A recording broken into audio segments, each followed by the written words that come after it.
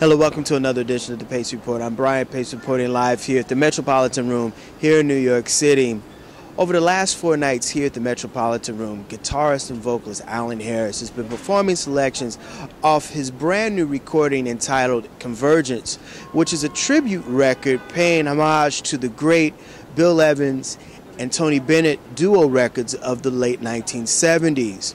He recorded it with pianist Takana Miyamoto, and over the last 4 nights he's been performing all of these tunes with different pianists, including Orrin Evans, and tonight it's with Mr. David Hazeltine. Tonight we're going to sit down and talk about this brand new CD. We're going to talk about the very first time he heard these songs, and we're also going to talk about the legacy of Tony Bennett, and we're also going to talk about his origins growing up in Brooklyn. He's a dynamic vocalist, but he's also a classically trained guitarist. So sit back, relax, and enjoy the sounds of Mr. Allan Harris live at the Metropolitan Room here in New York City. The scene is set for dreaming. Love's knocking at the door, but oh my heart, I'm reluctant to start, for we've been fooled before. The night is like a lonely tune. Beware, my foolish heart, how wide the ever constant moon. Take care, my foolish heart. There's a line between love and fascination that's hard to see on an evening quite like this, for they both have the very same sensation. When you're lost in the magic of a kiss, her lips are much too close to mine. Beware, my foolish heart. This album is very, very good, and I just wanted to ask you something about going back to those original Tony Bennett and Bill Evans recordings. Those songs and those recordings must have had something very personal to you when you were listening to them coming up. They did. I grew up with them. As a vocalist, as an artist, the bar was so high, I never really was reaching to attain it. I just wanted to emulate it and tried to remain pure as they did on those recordings. As a young man, I could not have accomplished that because I was too busy trying to prove my worth, too busy trying to show people that I could sing. Now I'm at an age where I've done these songs, and the melodies and the things that I'm singing about, I have lived them. I'm able to just relate them to the audience in a comfortable manner and actually put myself into those songs the way Tony and Bill did on those recordings. Going through the recording, I mean, you have an incredible pianist on here, but what was it about those songs that you said in your head that you wanted to go and relive and do these songs now? Those songs were written by people who understand lyric value and also were men and women of letters. They just didn't write for the sake of shaking your booty, ooh baby, ba ba ba ba ba. Their lyrics had a beginning and an end, and they took you on a journey.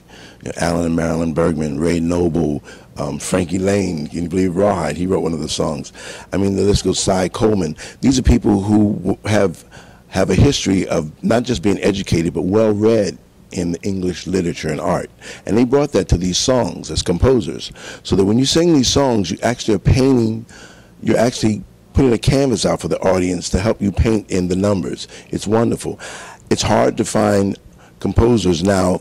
They do write great songs, but they don't. But I feel that as a vocalist who wants to emulate the jazz standards, I can't find many new composers who actually have that renaissance about them. That's strange because you know I don't hear too many jazz musicians and even vocalists trying to reach and do a Burt Bacharach song. I don't see them trying to go and do songs by Bob Dylan, and Cassandra Wilson's been very courageous in doing that in the last decade, but those guys are very, very poetic, and their songs can be interpreted by everybody. They can, and a lot of it has to be attributed to the way we're moving, how fast we are now, digital. People are not sedentary in their imaginatory skills. What I mean by that is it's hard for people to sit alone now and just dream of things to come. They either want to put it on an iPad or something. They want to see their dreams emulated through a digitized effect. And you have to find music that reflects that. Unfortunately, the media is not kind to that sort of development in people anymore. The days of wine and roses, laugh and run away like a child at play through a meadowland towards a closing door, a door marked nevermore that wasn't there before. The lonely night discloses just a passing breeze filled with memories of a golden smile that introduced me to the days of wine and roses and you. The days of wine and roses, laugh and run away like a child at play through a meadowland toward a closing door, a door marked nevermore that wasn't there before. Of a lonely night discloses just a passing breeze filled with memories of a golden smile that introduced me to the days of wine and roses and you.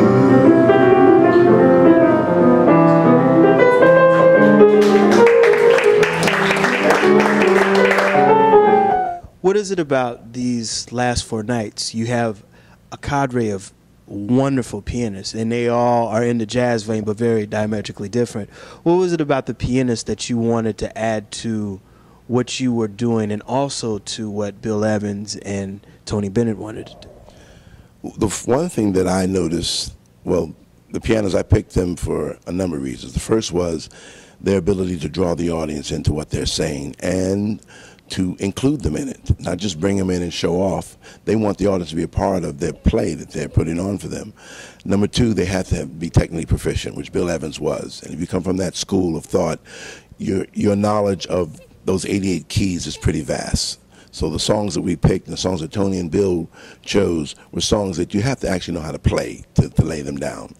Three, they have to be able to play with me as a vocalist. And not just stay out of my way, but actually become a partner in what we're trying to do with these songs and bring to the table more than just the knack for mimicking them, but a new dimension to them, that Tony and Bill did with those tunes. You know, Tony Bennett, I saw him at the International Jazz Day, the first one this year that took place at the UN, and he is the last of the last. I mean, and him opening up was very symbolic because you know where he is, but I'm looking at where you are now. I mean, you're at a point in your life where you can interpret those songs.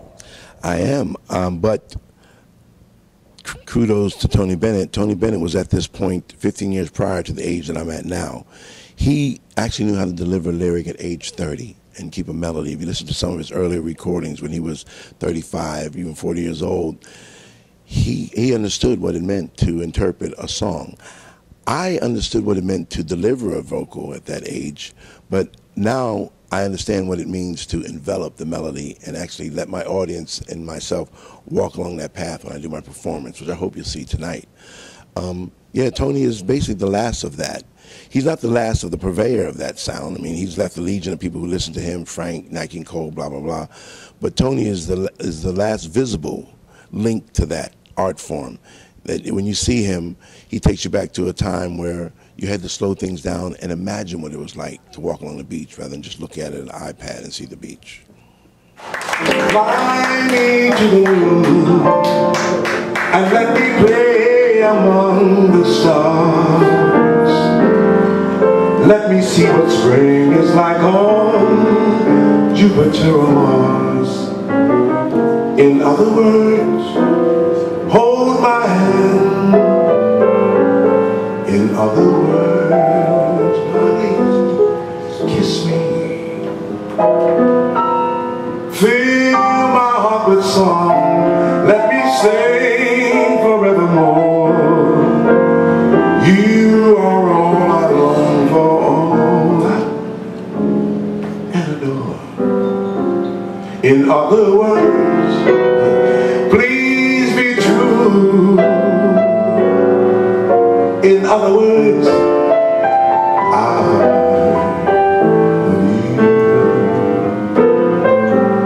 Love Productions is your production company, and you've produced quite a few programs in tribute to some of the great masters, and that's kept you afloat here and abroad.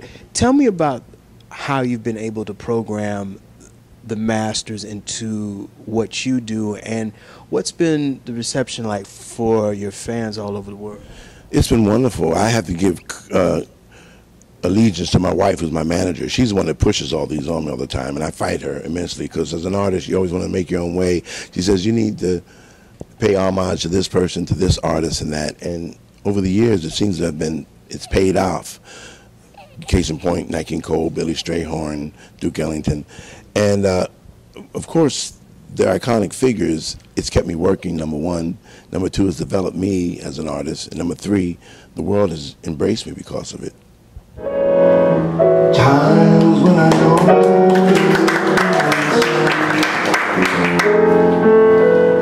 times when I know you'll be sad.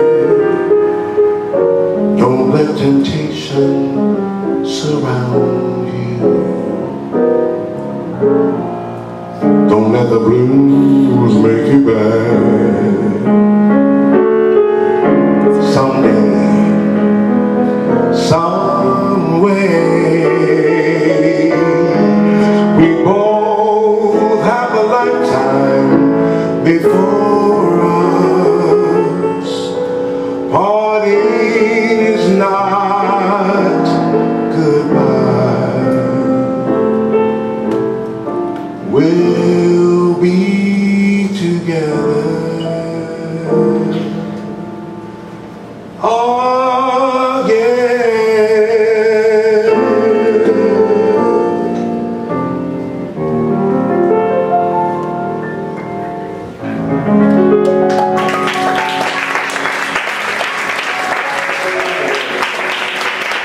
That'll do it again for another edition of the Pace Report, reporting live here at the Metropolitan Room here in New York City.